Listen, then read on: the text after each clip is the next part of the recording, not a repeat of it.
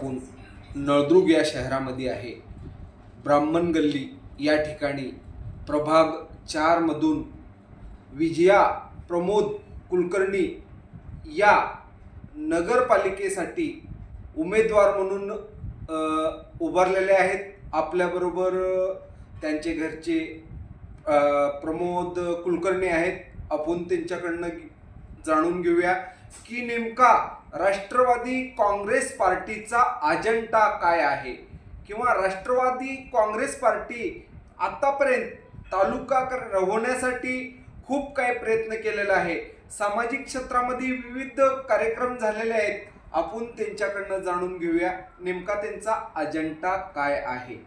Sir नमस्कार, PSR 24 न्यूजमध्ये आपलं स्वागत आहे. मला सांगा, आपला राष्ट्रवादी काँग्रेस पार्टीचा अजेंडा काय?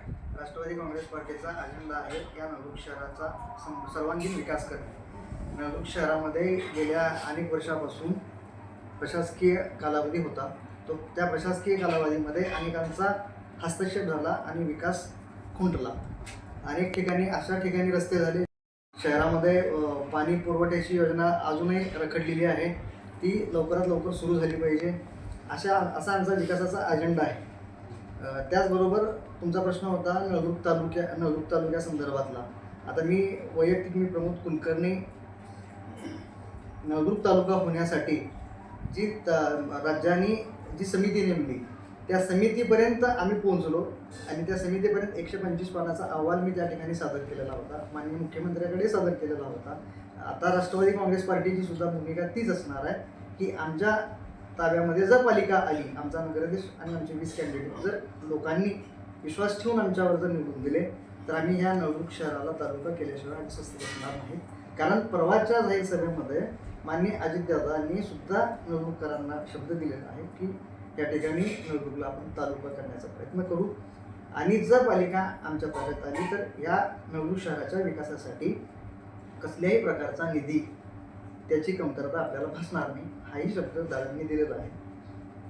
तर आम्हाला अशी अपेक्षा आहे की नळदुर्गकर आमच्या कार्याला बघून लोक आम्हाला मतदान करतील आणि पालिकेच्या सभागृहामध्ये मी आता माझा प्रतिनिधी म्हणून माझ्या पत्नीला मी उमेदवारी दिली आहे.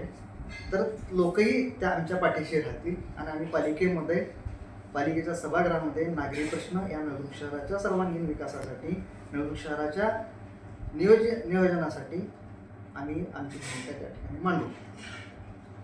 आजपर्यंत नळदुर्ग नगरपालिकेच्या निवडणुका रस्ते, पाणी आणि पतदिवे ह्याच्या पलीकडे जाऊन कुठल्याच विषयावरती निवडणुका झालेली नाही.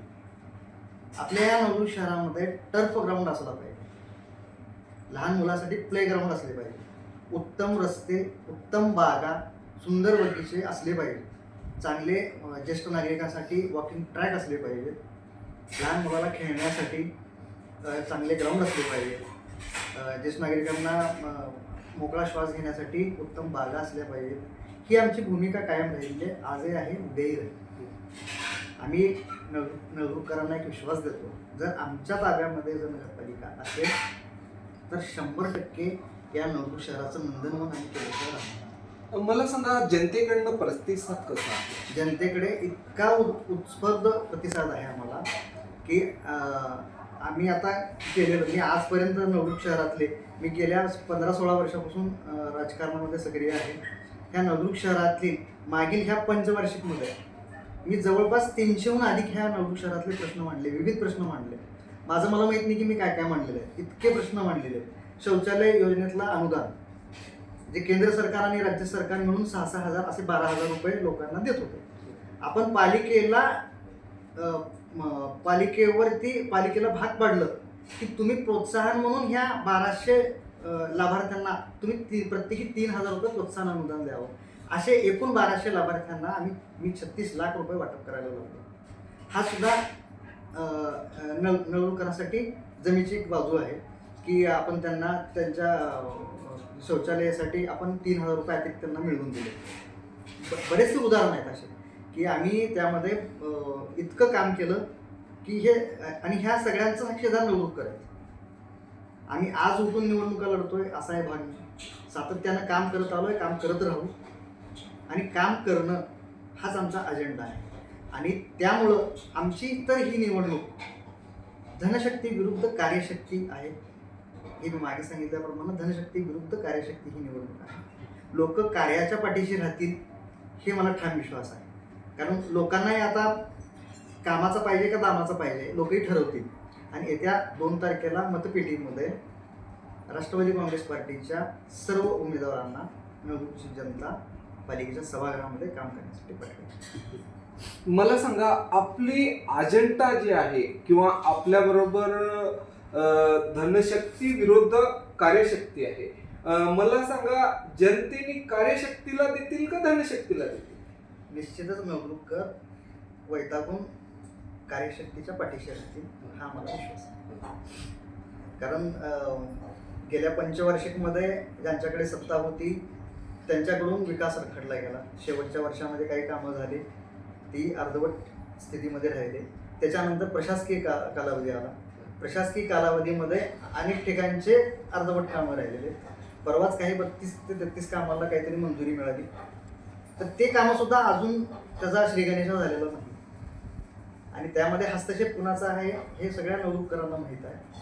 त्यामुळं जर या नवलुक शहराचा जर सर्वांगीण विकास करायचा असेल तर धडपडणारे कार्यकर्ते तुम्हाला पालिकेत पाठवणं गरजेचं आहे.